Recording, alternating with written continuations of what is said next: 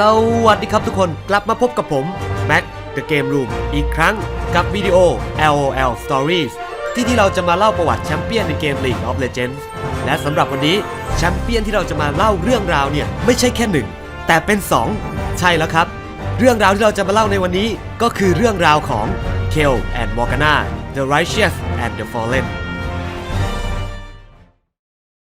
เรื่องราวของเคลและมอร์กาน่าเริ่มต้นขึ้นที่หุบเขาทากรในอดีตการเมื่อครั้งที่ไฟของสงครามรูนวอร์กำลังกลืนกินทุกสิ่งมีเพียงหุบเขาทากรเท่านั้นที่ยังยืนหยัดท้าทายความมืดมิดที่กำลังเคลื่อนตัวเข้ามามิฮิราและคีรามแม่และพ่อของเคลกับมอร์กาน่าได้เลือกที่จะปีนขึ้นไปบนยอดเขาเพื่อค้นหาพลังที่จะรักษาเผ่าของพวกเขาให้พ้นจากไฟทำลายล้างและเมื่อทั้งสองขึ้นไปถึงยอดเขามิฮิราก็ได้ถูกเลือกและเปลี่ยนให้กลายเป็นภาชนะศักดิ์สิทธิ์ของ Aspect of Justice พร้อมกับได้รับดาบศักดิ์สิทธิ์ที่เผาไหม้ไปด้วยเปลวเพลิงที่สว่างไสวยิ่งกว่าดวงอาทิตย์ท่ามกลางสายตาของคีรามที่เต็มไปด้วยความอัศจรรย์ใจและเกรงกลัวไม่นานหลังจากนั้นภายใต้แสงแห่งขุนเขาสองพี่น้องฝาแฝดก็ได้ถือกำเนิดขึ้นมาเคลผู้เกิดก่อนเพียงลมหายใจสว่างไสวราวแสงอาทิตย์ตามมาด้วยมอร์กาน่าน้องสาวที่มืดมิดดั่งยามค่ำคืนแต่มิฮิราผู้ซึ่งได้กลายเป็นนักรบผู้แสนดุดันยิ่งใหญ่กว่ามนุษย์ผู้ใดที่เคยมีมาพลังแห่งสวรรค์ของเธอได้บดบังความเป็นมนุษย์ในตัวบ่อยครั้งที่เด็กน้อยทั้งสองจะถูกผลักให้ไปอยู่ในอ้อมแขนของผู้เป็นพ่อในขณะที่แม่ของพวกเธอออกไปทำสงครามความกังวลและความไม่แน่ใจเริ่มกัดกินหัวใจของคีรามผู้เป็นพ่อด้วยสงครามที่กำลังล้อมรอบอยู่ทุกทิศทางและภรรยาที่รักที่ค่อยๆห่างออกไปเรื่อยๆในที่สุดด้วยความเป็นห่วงว่าลูกน้อยทั้งสองจะไม่ปลอดภัยคีรามก็ได้ตัดสินใจหนีออกจากหุบเขาทากรพร้อมกับลูกน้อยทั้งสองเขาเดินทางไกลข้ามทะเลกว้างใหญ่มาจนถึงดินแดนแห่งหนึ่งที่ว่ากันว่าผืนดินสามารถป้องกันเวทมนต์ได้ดินแดนซึ่งวันหนึ่งจะถูกรู้จักในนามเดมาเซียและในดินแดนแห่งใหม่นี้คีรามก็ได้เลี้ยงดูฝาแฝดให้เติบใหญ่และก็ค่อยๆมองเห็นนิสัยที่เริ่มแตกต่างกันมากขึ้นเรื่อยๆของทั้งสองเคลมีนิสัยโตเกินวัยเธอมักจะถกเถียงเรื่องกฎเกณฑ์ต่างๆกับเหล่าผู้นำเมืองอยู่เสมอโดยความเชื่อที่ว่ากฎเกณฑ์เหล่านั้นคือสิ่งที่ปกป้องทุกคนให้ปลอดภัยและถึงแม้เธอจะไม่มีความทรงจำใดๆเกี่ยวกับมิฮิราผู้เป็นแม่และคีรามผู้เป็นพ่อเองก็แทบจะไม่ได้เล่าเรื่องราวใดๆเกี่ยวกับแม่ให้เธอฟังเคลเองก็ยังมั่นใจว่ามิฮิราผู้เป็นแม่กำลังปกป้องทุกคนด้วยการหยุดสงครามรูนวอร์อยู่ณสนามรบที่แสนห่างไกล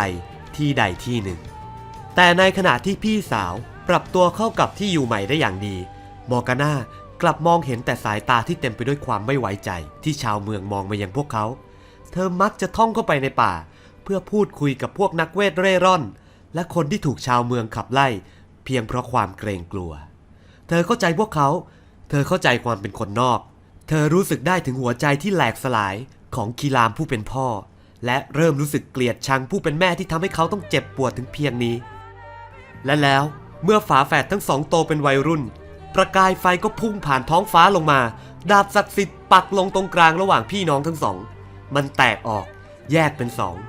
หนึ่งเล่มถูกโอบล้อมไปด้วยเงามืดและอีกหนึ่งถูกเผาไหม้ด้วยเพลิงแห่งดวงดาวพร้อมกับปีกที่สยายออกมาจากหลังของฝาแฝดทั้งสองคีรามผู้เป็นพ่อจ้องมองภาพของลูกสาวทั้งสองหยิบอาวุธขึ้นมาด้วยน้ำตาและเบือนหน้าหนีจากมอร์กาน่าผู้ที่พยายามจะปลอบใจเขามอร์กาน่าไม่ได้ดีใจกับสิ่งที่เกิดขึ้นต่างจากเคลผู้เป็นพี่สาวผู้ซึ่งคิดว่านี่คือสัญญาณว่าแม่ของพวกเธอยังมีชีวิตอยู่และต้องการให้ผู้เป็นลูกทั้งสองเดินตามรอยเท้าของเธอหลังจากเหตุการณ์นั้นในค่ำคืนหนึ่งเมืองแห่งนั้นก็ถูกโจมตีและเมื่อนั้นเองที่ทั้งสองพี่น้องได้ใช้พลังที่เพิ่งได้รับมาช่วยรักษาชีวิตของชาวเมืองไว้เป็นจำนวนนับไม่ถ้วนและได้ปกป้องอาณาจักรแห่งนั้นจากเงื้อมือของคนนอกหลังจากเหตุการณ์ในครั้งนั้นเคลได้จัดตั้งกองกำลังรักษาความสงบเพื่อบังคับใช้กฎหมายและออกล่าเหล่าโจรหรือกบฏต่างๆอย่างไร้ความปราณีเธอต่อสู้ในสนามรบนับครั้งไม่ถ้วนและจะบินนำหน้ากองทัพที่ค่อยๆขยายตัวขึ้นเรื่อยๆพร้อมกับใช้เพลิงแห่งความยุติธรรมเสริมความแข็งแกร่งให้กับเหล่าผู้ที่เธอเลือกสรรมาแล้วว่าคู่ควรส่วนมอร์กาน่าก็พบว่าตัวเองต้องขอร้องต่อพี่สาว ให้ไว้ชีวิตผู้ที่ยอมรับผิดและต้องการชำระบาปของตนอยู่เสมอและถึงแม้เหล่าผู้ติดตามของเคลจะมองเธอด้วยความไม่พอใจเคลก็ยังอนุญาตให้มอร์กาน่าเป็นผู้ดูแลควบคุมการชดใช้ความผิดของเหล่าอาชญากรที่นอบน้อมพอจะยอมรับความผิดของตัวเองเกิดเป็นสัญญา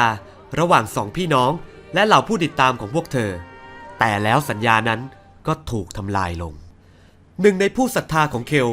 ได้พยายามจะจับกุมมอร์กาน่าและผู้คนของเธอด้วยความเชื่อที่ว่าพวกเขาเป็นคนบาปมอร์กาน่าได้พยายามปกป้องผู้คนของเธอและเผลอใช้พลังของเธอใส่ผู้ติดตามคนนั้นจนเสียชีวิตหลังจากนั้นเมืองทั้งเมืองก็ตกสู่ความโกลาหลความตายของผู้ติดตามทำให้เคลถูกความโกรธเกรี้ยวกลืนกิน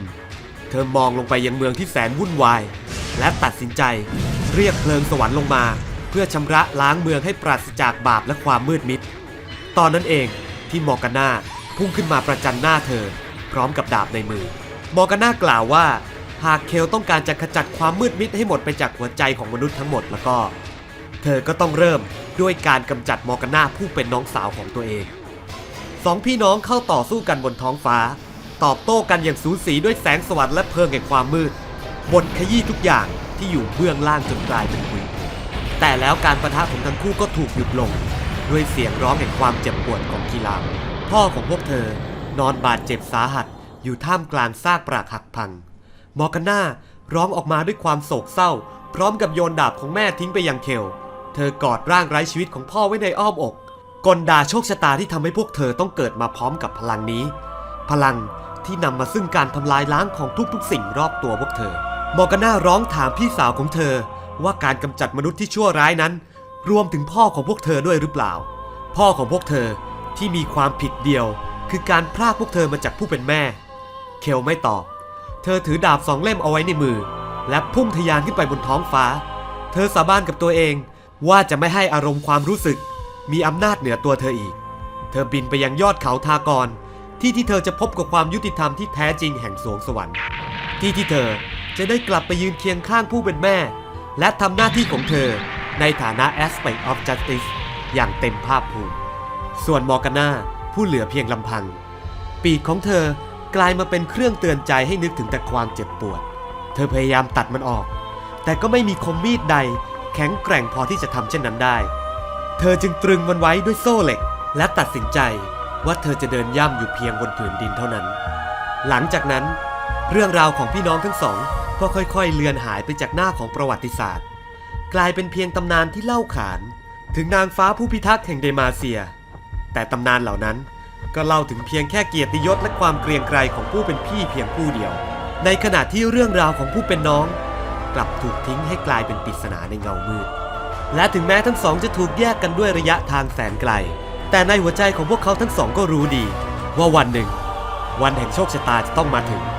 วันที่สองพี่น้องจะกลับมาพบหน้ากันอีกเป็นครั้งสุดท้าย Why have we wings, sister, if not to fly? Why do we have feet if not to tread upon the soil?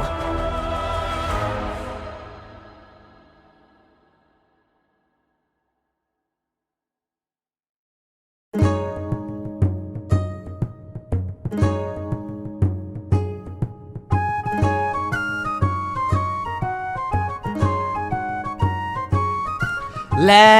นั่นแหละครับก็คือ LL Story ของเคลกับมอร์กาน่า